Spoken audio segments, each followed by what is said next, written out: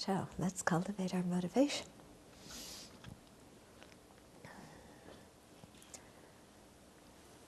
Again, realizing that we have this opportunity to listen to the Dharma, to be alive each day and have the opportunity to create merit and wisdom due to the kindness of other living beings.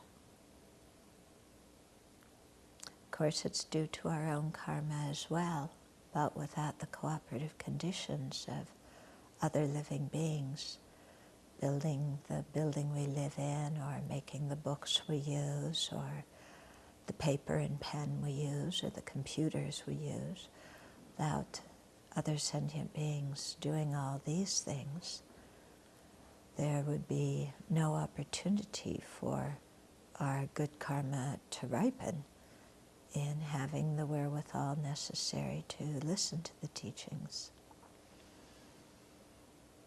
So, with a heart that's committed from our side to create the virtuous karma necessary for the opportunity, and with an awareness of the tremendous kindness we receive from others, then let's set our purpose on the attainment of full enlightenment as a way to repay the kindness of all these sentient beings and to lead them out of cyclic existence and to nirvana as well.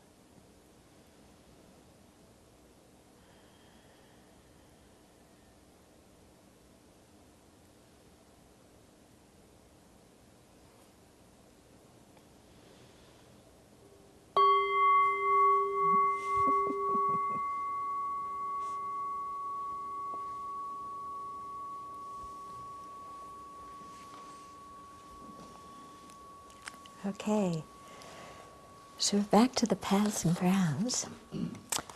You're coming in the middle of a text that's quite difficult, so just relax and flow with it. Okay, so we were talking last week about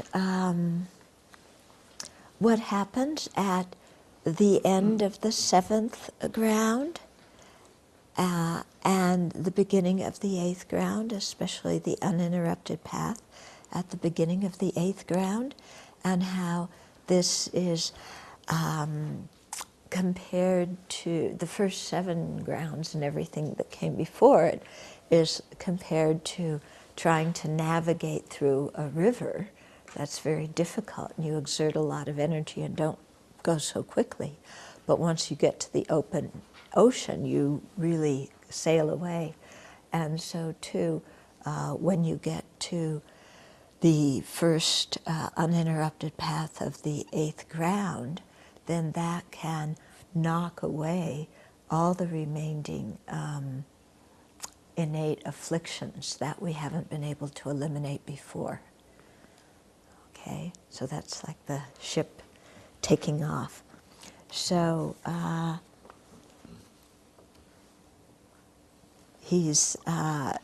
here there's another quote from the Sutra of the Ten Grounds, and also from Chandrakirti's supplement in the auto commentary. It's not a quote, it's just saying that all three of these say this same thing very clearly.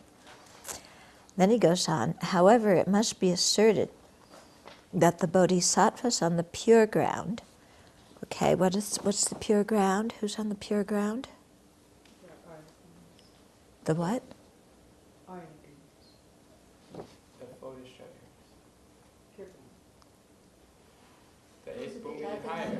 The eighth bhumi and higher of the Mahayana path. Are all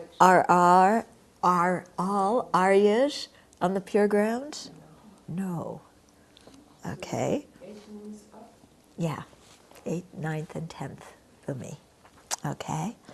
So those bodhisattvas on the pure grounds who have had prior realization of a fundamental vehicle foe destroyer, okay, so they become arhats, yeah, they are non-learners, since, having previously brought to completion all the activities of a learner with respect to fundamental vehicle paths, they have become non-learners.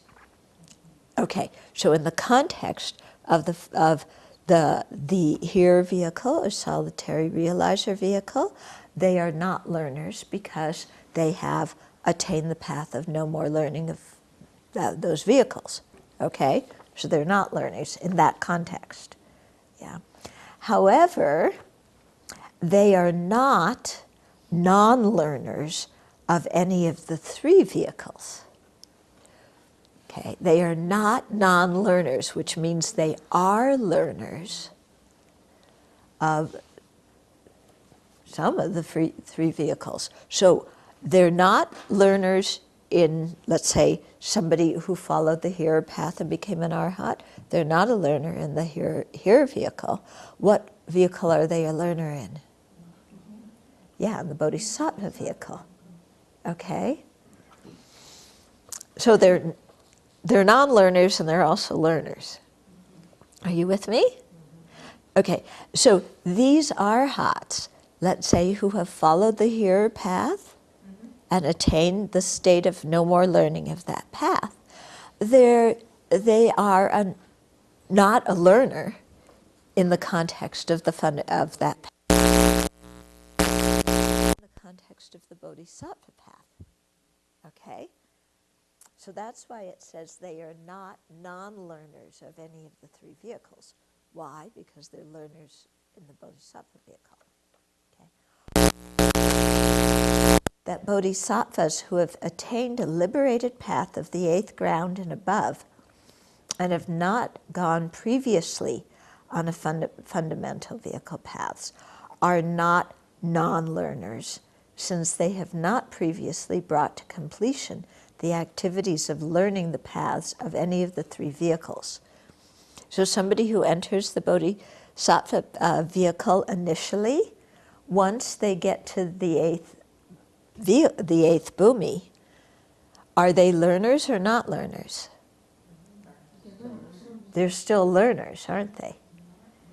Yeah, we don't say that they're not learners, even though they have the same freedom from the innate afflictions that the arhats have, because they haven't reached the state of no more learning of the Bodhisattva vehicle or of the here solitary realizer vehicle.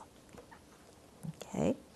However, since they have destroyed completely the foe of the afflictions, they are foe destroyers. So the term arhat, when you translate it, is foe destroyer. Yeah, the foe is the afflictions, and they've destroyed that foe. So they're foe destroyers. Why would they not then be non-learners of the first two vehicles? Because those bodhisattvas initially entered the bodhisattva vehicle, they never followed the here or solitary realizer vehicle, so they can't be non-learners of those vehicles. Okay? This is because of being like, for example, the explanation that in the vehicle of highest mantra, one at the stage of union of a learner is a foe destroyer, but is not a non-learner. Okay?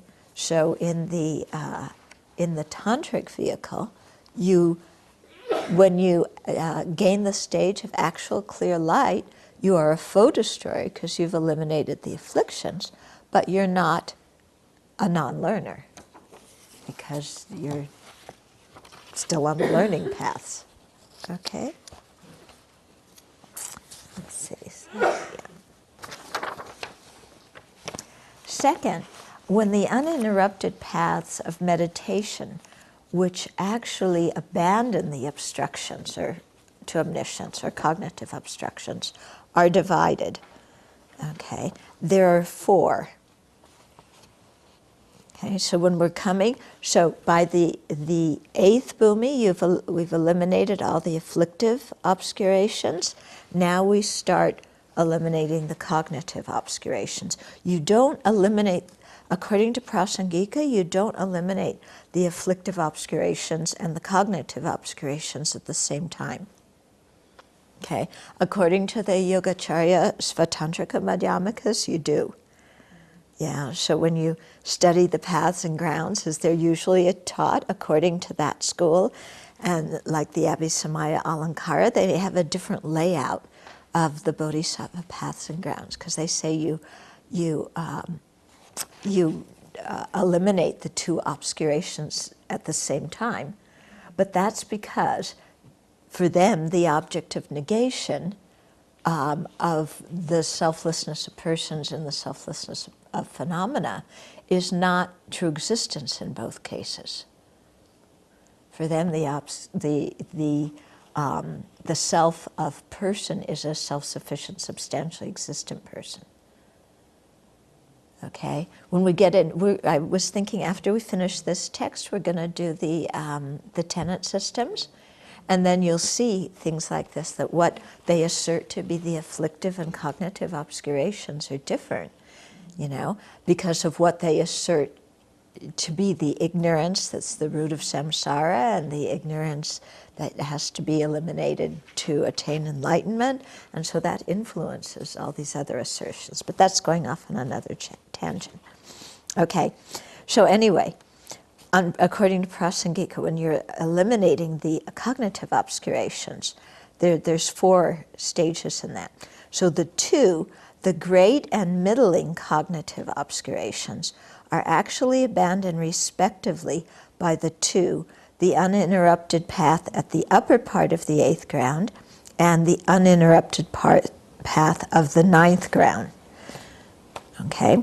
And the 2, the coarse and subtle small cognitive obscurations, are actually abandoned respectively by 2, the initial and final uninterrupted paths of the 10th ground.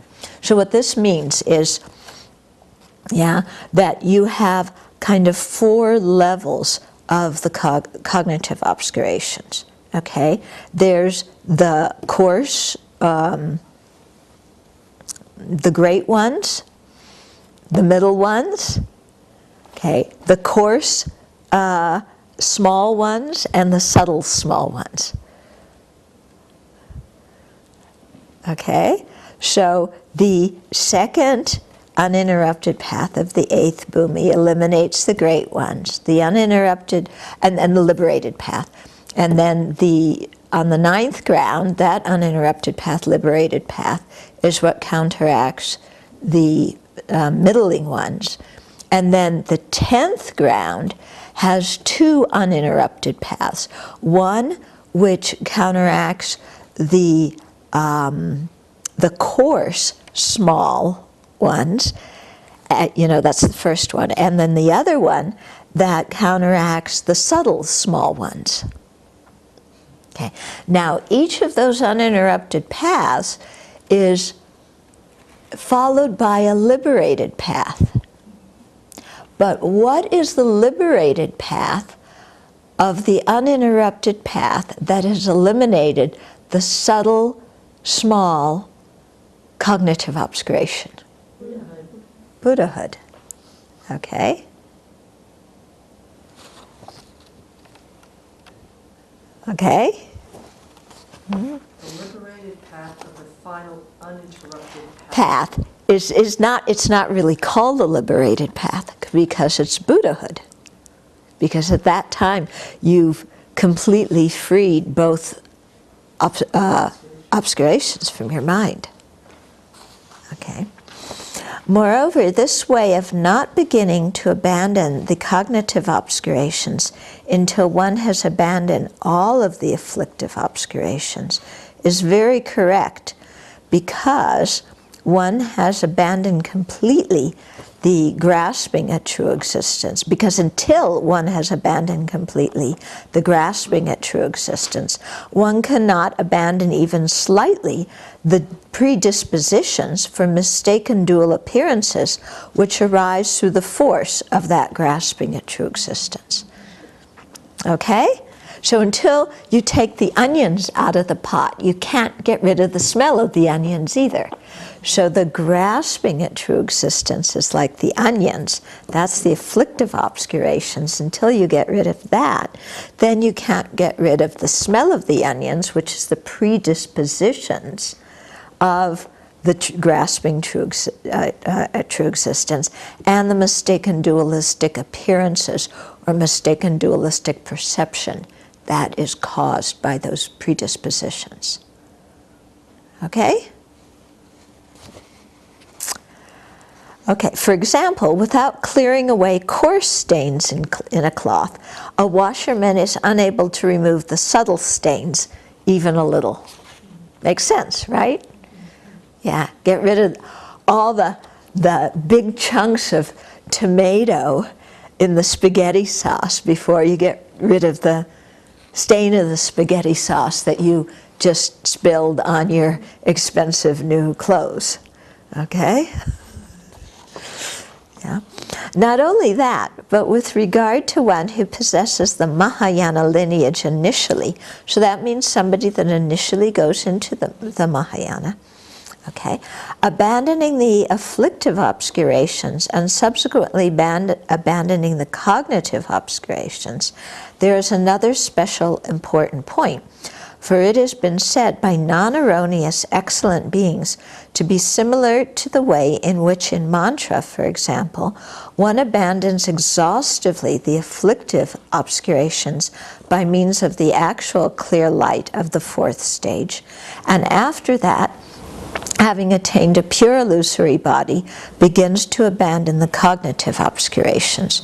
So they're making an analogy here between the paramita, or the far-reaching vehicle, and the tantric vehicle. Okay, so in the tantric vehicle, the paths and grounds are set out a little bit differently, and you at the actual clear light, you've eliminated all the obscurations at one fell swoop. And until you've done that, you can't go into the further states, you know, in which you eliminate the cognitive obscurations. But once you have done that in Tantra, you really speed along to enlightenment. Yeah, you really kind of have all the factors complete and can get to enlightenment quickly.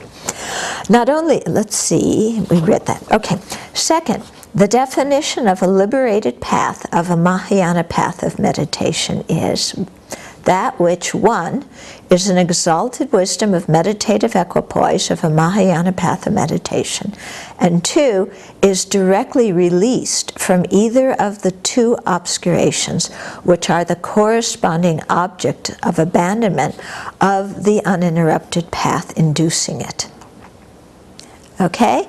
So it's a meditative equipoise, because we already know that you go from one path to the other and one ground from the other in dependence upon having eliminated certain obscurations, and that's done within meditative states of meditative equipoise, realizing emptiness. So that's important to understand. It's not done in subsequent, the subsequent attainment time. It's done when you're in meditation on emptiness. Okay, and it's that path of the liberated path of the Mahayana path of meditation can either have eliminated afflictive obscurations in the case of the first 7, or actually the second through the 7th bhumis, and then the 8th through the path of no more learning, well, the 8th, 9th, and 10th bhumi, first part of the 10th bhumi, then you've eliminated the cognitive obscurations. Okay? So that's why the definition says as it does. Okay. So that was describing the liberated path. Now we're going to go on to the meditative equipoise, which is neither. Yeah? So an exalted wisdom of meditative equipoise of a Mahayana path of meditation, which is neither an uninterrupted path nor a liberated path, is, for instance, an exalted wisdom of meditative equipoise in the continuum of an Arya Bodhisattva who is just about to attain the third ground, and so on. Okay? So you have this Arya Bodhisattva who's on the second ground, right? Yeah? And they've eliminated those particular objects of abandonment that are supposed to be abandoned. Yes, the telephone's making noise, sweetheart.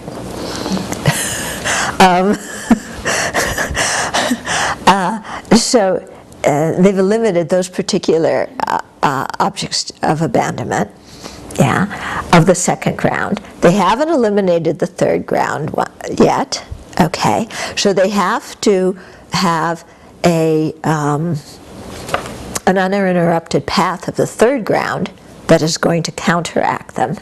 But when they sit down to meditate, when they're on the second ground, they don't just sit down, close their eyes, and whammy, they're in an uninterrupted path of the third ground.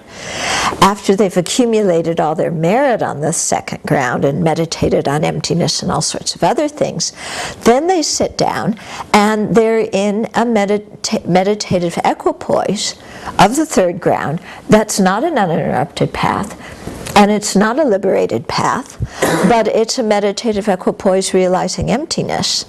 And from that, when that gets strong enough, then that, in that same meditation session, becomes the uninterrupted path of the third ground.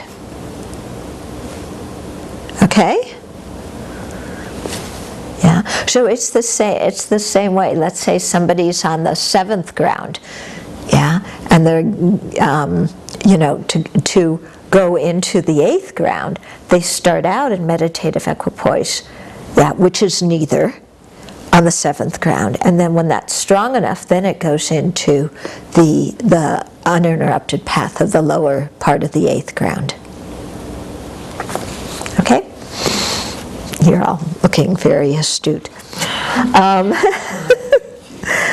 This is because it is said that in all cases, beginning from passing from the end of the Mahayana supreme mundane qualities path of preparation to the first ground, okay, so from that very beginning of that fourth stage of the path of preparation, going into the path of seeing in the first ground, yeah, and continuing up through, passing from the uninterrupted path at the end of the continuum of a sentient being, that is, as a non-Buddha, to the first moment of an omniscient consciousness, it is necessary to make the movement from meditative equipoise to meditative equipoise.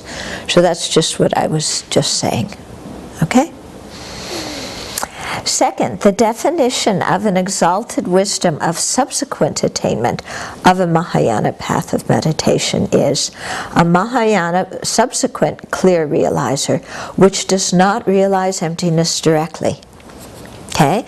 So whatever somebody is on the path of meditation, yeah, they've had that uninterrupted path, the liberated path of that particular bhumi, and then when they arise from that meditative equipoise, that is the subsequent attainment time.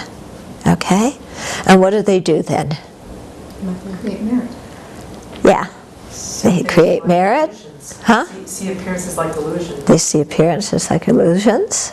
Practicing the 6 far-reaching practice or the 10. Yeah, they're practicing all the other far-reaching practices. They also have breakfast. Mm-hmm. Okay. Chorona. Yeah. Yeah, they vacuum the floor, they feed the cat, they, do all these other things. But with a mind very much in Dharma, feeding the cat becomes the practice of the far-reaching generosity and the practice of seeing oneself and the cat food and the cat as all empty of inherent existence and dependent on each other. Okay? So, when we do that with this kind of mind, that's... No, that wasn't the question. If I don't do it this way, there's no merit, there's no nothing. You mean if you're not... No, yeah. thinking of emptiness and all these things. Okay, so if you're just feeding your cat, but you're not thinking of emptiness, and you're not thinking, may I quench the hunger of all sentient beings and so on, you're still, if you have a kind attitude, you're still creating merit by making generosity. Okay, but you're not creating as much merit as you could if you think, yeah, oh, I want to, may I be able to alleviate the hunger for the physical hunger and the spiritual hunger of all sentient beings. Yeah, and then seeing the circle of three. Yeah. And if you don't dedicate them, are they merit or they're not merit? If you don't dedicate it, it's still merit, but it's easier to get destroyed if you don't dedicate. And also, if we don't dedicate, it's easier for that merit to ripen in some other way besides, let's say, as liberation, or in our case, enlightenment. Okay? So we have to create the merit with the motivation aspiring for Buddhahood, and also dedicate it with that motivation, because if we don't do that, we just create some positive merit, then it could ripen just in being wealthy in our next life. And that's it. Yeah, so that's why the motivation is really so important in determining the result of the action. Yeah, whether it's something that's going to ripen this life in some small something, or ripen in the next life and then finish, or ripen in liberation, or ripen in full awakening. All of that is determined by our motivation, and then subsequently by the dedication as well.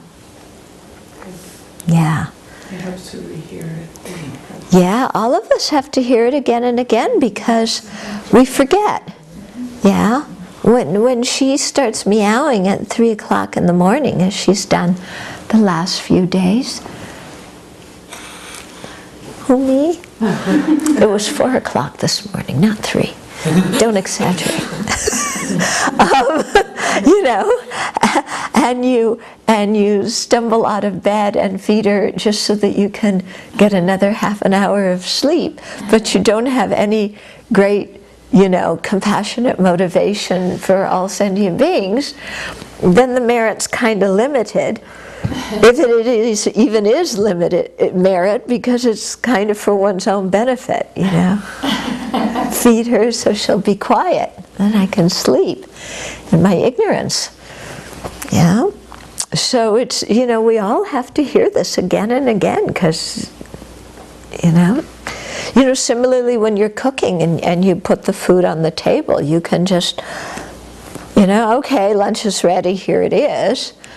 Or you can think, I'm offering to practitioners. Or you can think, I'm offering to all sentient beings. Or you can think, I'm offering to Chenresis, all these Chenresis who come. There's so many different ways we can put the food on the serving table with different motivations.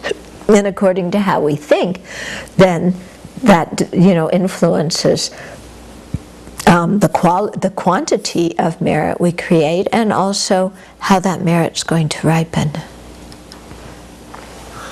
Okay. It's so amazing that by just changing the way we perceive things accumulates amazing. Yeah. Yeah, well, specifically the way we think about things. Right. Yeah. Just by changing that. It's just that they say the tip of a thought. Yeah, and so it's just how we think when we have the intention to act, that is going to determine whether we're a sentient being or whether we become a Buddha. So we usually think, digging the ditches and schlepping the trees and all of this is such hard work, but just changing how we think, you don't have to do any hard physical work. You can even do it while you're lying in bed. But it's actually hard in its own way, isn't it? Mm-hmm. Yeah? One reason, because we forget, Our second reason we think, oh, it's just some little thing, you know, let's just do it and get it over with. Yeah. Or even we think it, but we don't quite mean it. Yeah. Yeah. So, you know, but it's really just about changing the mind, and the mind is not something physical. Yeah. Okay, when exalted wisdoms of subsequent attainment of a Mahayana path of meditation are divided, there are two. What do you think those two are? Those on the merit side and those on the wisdom side. Those on the method side, those on the wisdom side. Okay. So the first are the ones on the method side, the three paths of meditation, of aspiration, dedication, and rejoicing in the continuum of a bodhisattva on the path of meditation.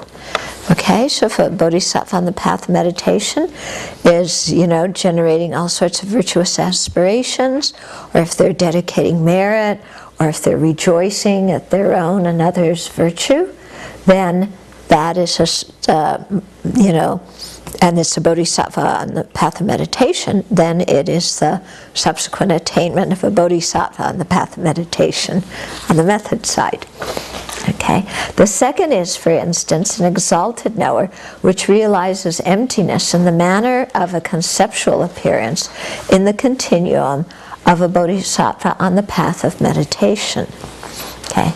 Now this is interesting because bodhisattvas on the path of meditation, they're Aryas, so they have direct realization of emptiness. But sometimes they may realize emptiness in the manner of a conceptual appearance, not directly. Now, why do you think they would do that? You know, because that would be a subsequent attainment meditation, even though they're realizing emptiness, because it's not meditative equipoise. You know, it's not a direct perceiver. It's a conceptual appearance. Now, why, in what kind of situation would they be realizing emptiness with a conceptual appearance if you're already an Arya Bodhisattva with a direct realization of emptiness? Is that seeing things like illusion then? No. And this is when you're not on the cushion. Right, you're not on the cushion. Yeah, when you're not on the cushion moving around. For example, when you're teaching. Yeah? So if this Arya Bodhisattva is explaining, you know, how to develop the realization of emptiness, at that time, you know, their senses are functioning and they're talking and everything. So they could be realizing emptiness by means of a conceptual appearance at that time. Is there any time they couldn't do that? When they're in meditative equipoise, then they aren't realizing. But in subsequent attainment, they could do that all the time. Not necessarily all the time. When they're meditating on bodhicitta, they're not necessarily going to have, you know, a conceptual realization of emptiness. Their meditation on bodhicitta may be influenced by it, but one mind can't have two objects. Okay? Okay. So, that's finished that section. I have a question. Uh-huh. Early on, we talked about the bodhisattvas with sharp faculties having conceptual realization. Yes. Before they attain bodhicitta. Yeah. How does that influence, like, does that influence the length of time that they're then on the path of accumulation once they have realized that, or how does that play into Okay. So if someone, a sharp faculty person, has realized emptiness by means of a conceptual appearance before entering the path of accumulation.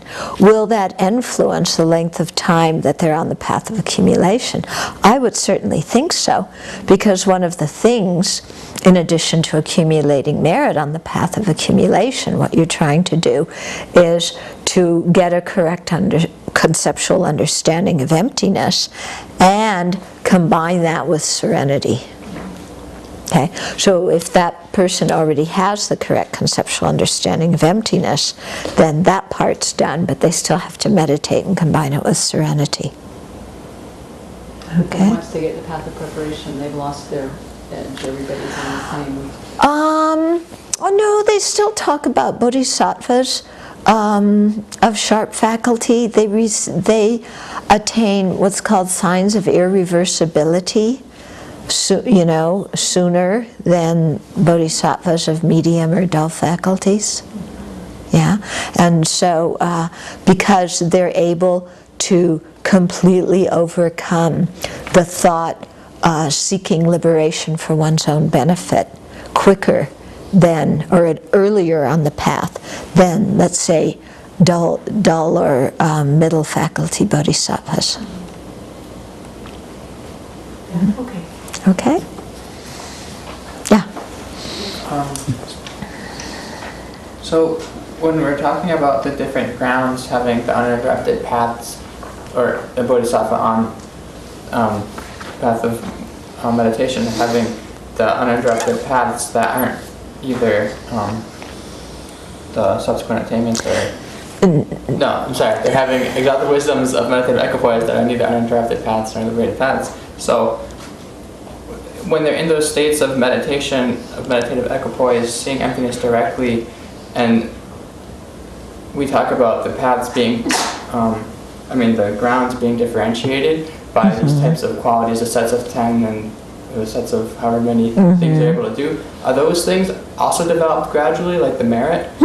Like one day some bodhisattva could emanate 50 bodies, and then after a few weeks, maybe 70 bodies before they actually hit the next uninterrupted path. Oh, I see. So that I'm not sure. Okay, I'm not sure at what point their ability to manifest more bodies, if it doubles all at once, or if it increases incrementally. I'm not sure. It hasn't happened yet. One Yeah? question, it's probably really basic, but I just have to ask it. So we're born into these form and formless realms by attaining these certain levels of concentration. But do we have to be born in those realms to get rid of those afflictions? Okay, so we're born in the form and formless realm, meditative absorptions, by developing those concentrations when we're, for example, human beings. Do we have to actualize them in order to realize emptiness, in order to enter the path? No. What we need at the very least is what's called access concentration. Okay? And so that's the full serenity where you've suppressed the 5 hindrances. Remember, what are the 5 hindrances? Sensual desire, Restlessness, ill will, restlessness with regret, restlessness and regret, attachment,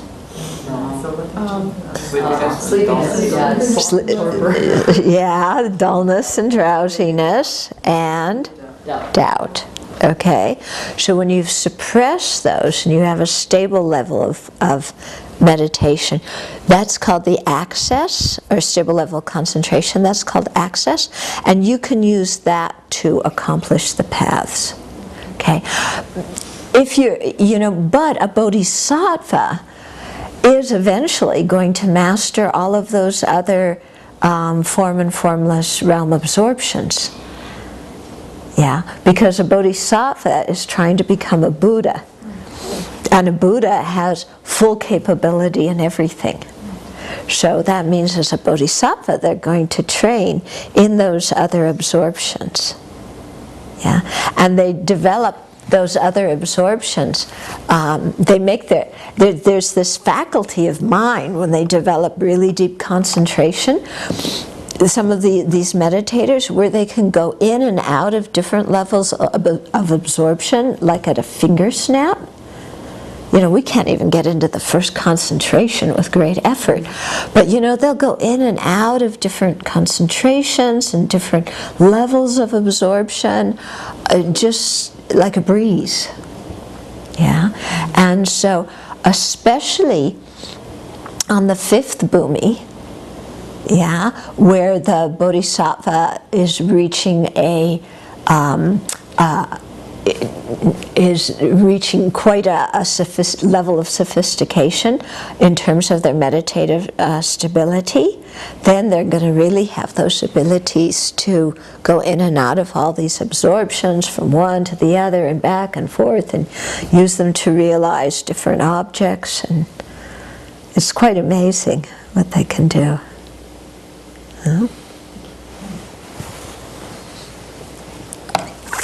Okay, so now we're going to go into the section that's called the 10 grounds, or the 10 bhumis of the Arya Bodhisattvas. So the first ground, first bhumi. So the explanation of the good qualities of the first, the very joyful. So that's the name of the first bhumi. From among the 10 grounds has 4 parts. Okay, first, the mode of achieving the qualities. Second, the mode of achieving the majesty of power. Third, the mode of the surpassing practice of one of the far-reaching practices or perfections. And fourth, the mode of taking fruitional rebirths. Okay, so remember before we were saying that all the grounds are actually states of ultimate bodhicitta. They're states of the exalted wisdom, you know, realizing emptiness. But they're differentiated according to these 4 factors, yeah, which are depending on the merit side.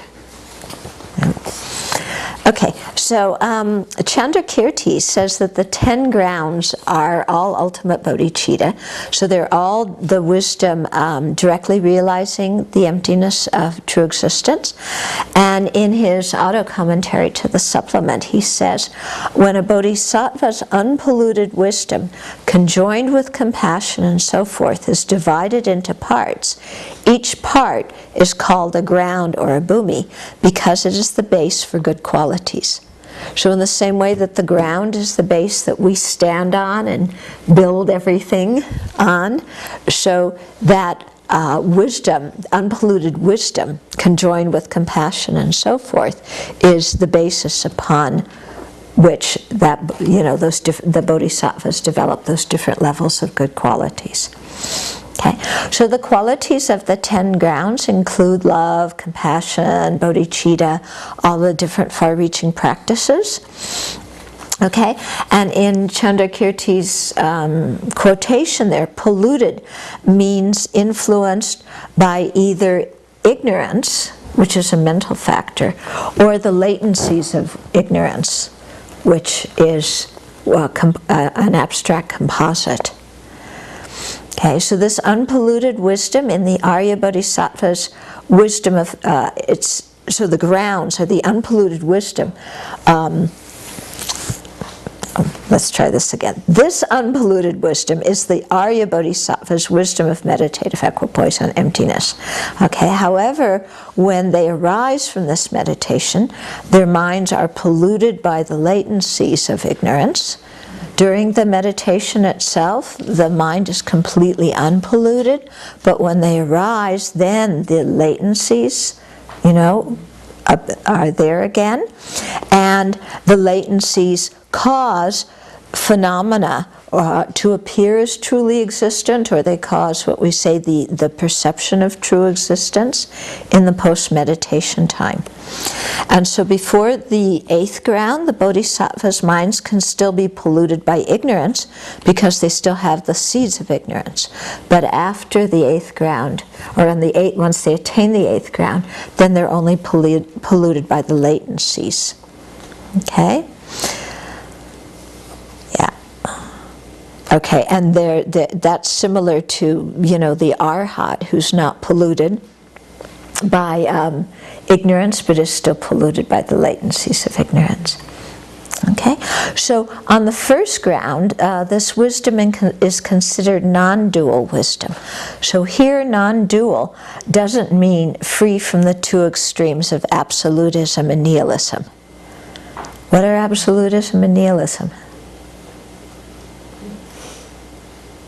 The two extremes of how we perceive existence. Either nothing exists, or it exists absolutely from its own side inherently. Okay, so which is which? Absolutism or nihilism. No, absolute or is the one that says that things exist from their own essence, from their own side. And then the, I keep thinking nihilism, the other name is where there's nothing that exists, or things are non-existent. Okay, so absolutism is where you have the grasping into existence, and nihilism is where you say nothing exists at all. Now, what's very interesting, if I can take a little detour here, is the way somebody who adheres to absolutism thinks is very similar to the way somebody who adheres to nihilism thinks, even though they seemingly think two opposite things. Okay?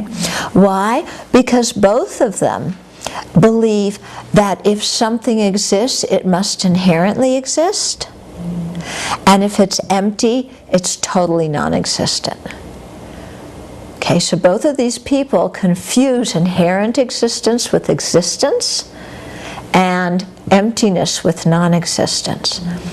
So they both have that exact same way of thinking, but they just reach different conclusions. So the absolute says, oh my goodness, if things exist, they must be inherently exist. If they're empty, they're non-existent. Well, things have got to exist because I see them, so they must inherently exist. So they go to nihilism, to absolutism. The nihilist says, look, I've searched and found them. I've searched and tried to find them. I haven't found anything. And if they're empty, then they're totally non-existent. So therefore, that person goes to nihilism. So it's interesting, isn't it, how they actually have something quite similar in common. They just got two different conclusions out of it. Okay? I've always thought, kind of moving as an analogy from this, that you could have a convention of all different sorts of fundamentalists, and they would really agree on a lot of things. On one side, they would have very different conclusions and would argue, but all these fundamentalists would all have the same view of my way is the right view, everybody else's view is wrong.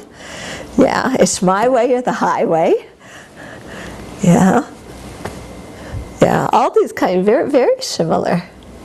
Yeah. So you could have a whole convention of fundamentalists. Wouldn't that be a joy? Yeah, a lot of shouting. Yeah, they all shout together. So then when it talks on the three principal aspects of the path, that's the one that says that appearance is clear away the extreme of inherent existence, that means clears away the extreme of non-existence. Yeah. That's what we're talking about. Yeah. So we're overcoming. Yeah, we're doing that. Is the similarity to Western philosophy like materialism, so that these people were thinking that everything exists inherently? Is this the same like materialism, that believe there really existent things outside? Yeah, so the materialistic vision of science, I think many scientists, I certainly can't speak for all of them, but many scientists, grasp at true existence. There's a few who are thinking, things are dependent. Well, I mean, a lot of them think things are dependent, but they don't necessarily link dependence with emptiness. Okay? And they may not even have heard of emptiness. I mean, really, unless you have a spiritual teacher who teaches you about emptiness, I don't think in science your professors are going to mention it. You know, we might say, well, you know, it gets fuzzy. We don't know exactly how things exist, but I don't think they're going to. Subjectivity and objectivity, though, a lot. Pardon? They talk about subjectivity And objectivity, yes, right. Comparing those two. Right. Continuous debate. Yeah, but it's still in the sense of saying that this, you know, the subject influences how you perceive the object. They don't necessarily take the next step and say that things are empty of true existence. Yeah. So, you know, it's interesting how you can have a lot of understandings and just not take that next step. Is it the same view like when you say the subject is influencing the object, like the Yoga-Charya school? I don't I think when science talks about the subjectivity and how we perceive an object as how we perceive an object as being influenced by a subject, it's not in the same way that the Yogacarya talks about it, because Yogacarya is saying that the subject and object arise from the same seed on the consciousness. And these scientists, many of them don't even believe in consciousness, let alone seeds and latencies on it. Okay? So. Alan Wallace talks about this in his books and says the limits of science is it's stuck in a material box. Yeah. So it won't go out of that, even looking at consciousness. So yeah. That's why it's not the same. Yeah, that's, I think, really the limit. Where science is self-limiting is because, they don't have the understanding of what mind or consciousness is. Yeah. Yeah. Yeah. And you can see, when you're in the desire realm, our senses are so dominant, we're just stuck in our sensory experiences, And it exists if I can perceive it by my senses. And at the limit, it exists if I can use reasoning. But it's all reasoning about material things. Yeah, it's not reasoning outside of that box.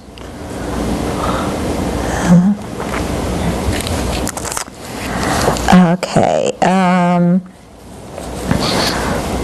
Okay, so here, on the first ground, non-dual does not mean free from the two extremes of absolutism and nihilism, as it does when we're speaking of ordinary beings developing the right view.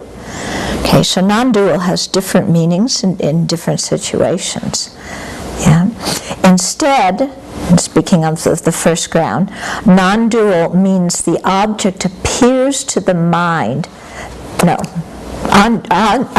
Non-dual means the subject and object do not appear as two separate, distinct things to the mind. Instead, the subject and object appear to the mind undifferentiable.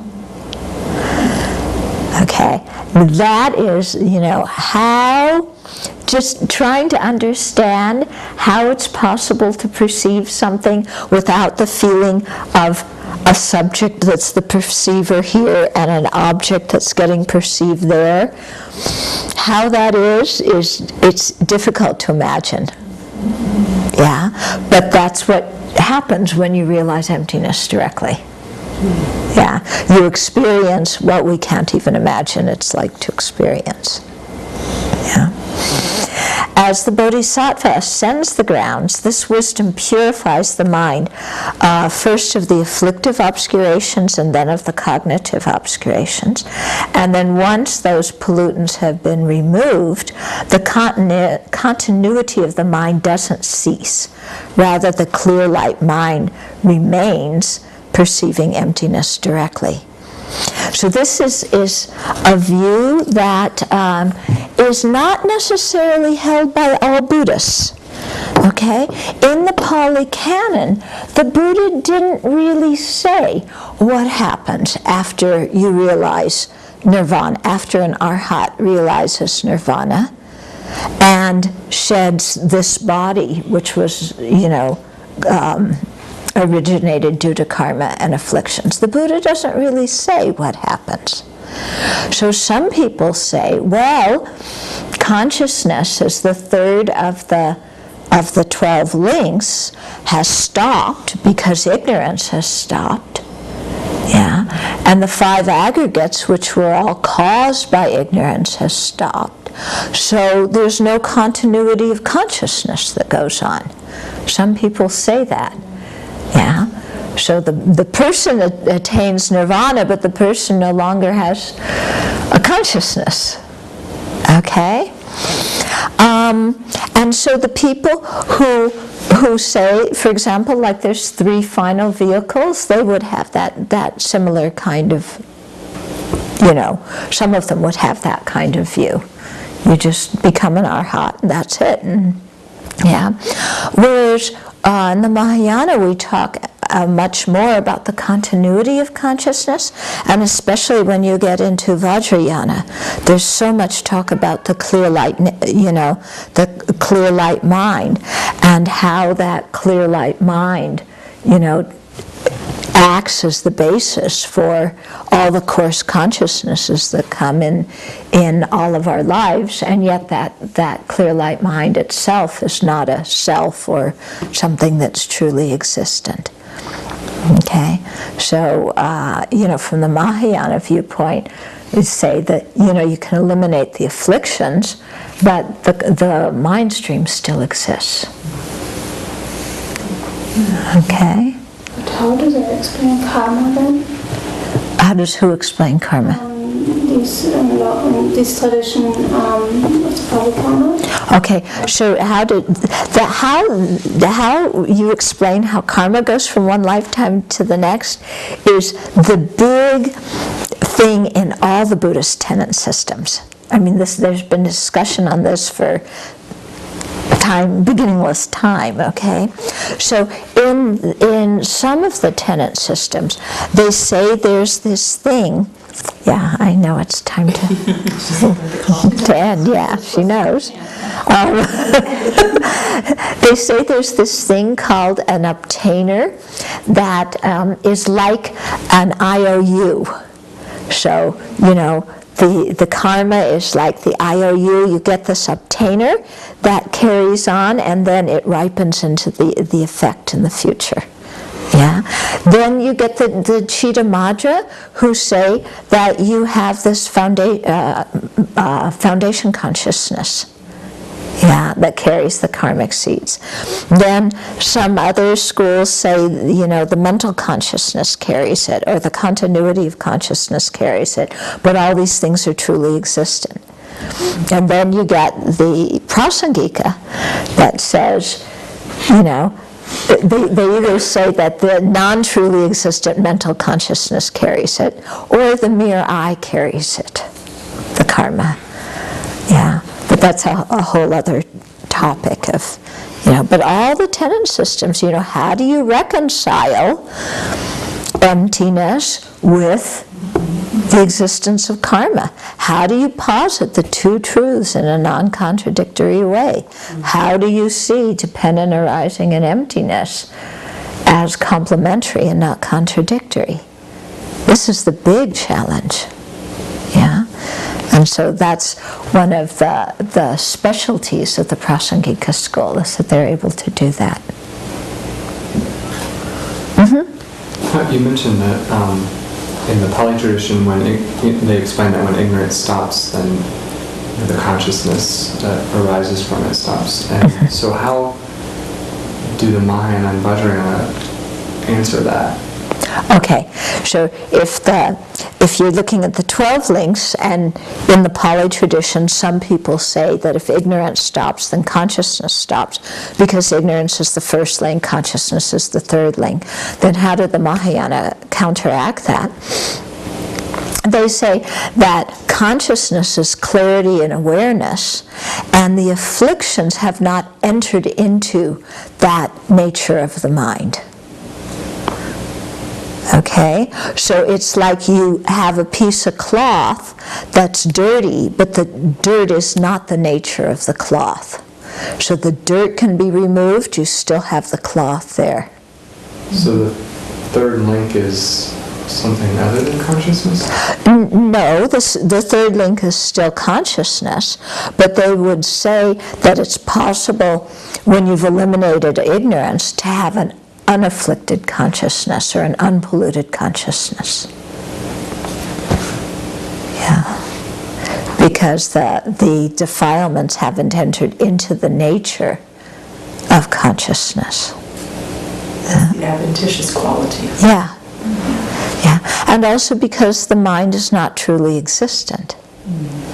That if the mind were truly existent, polluted, then if you got rid of the pollutions, you also get rid of the mind. But if the mind is not inherently polluted, and if the afflictions have not entered into the nature of the mind, you can get rid of the pollutants, but still have the continuity of just clarity and awareness. One moment of clarity and awareness following the next. And there doesn't have to be ignorance supporting it for one moment of clarity and awareness to produce another moment of clarity and awareness. Okay.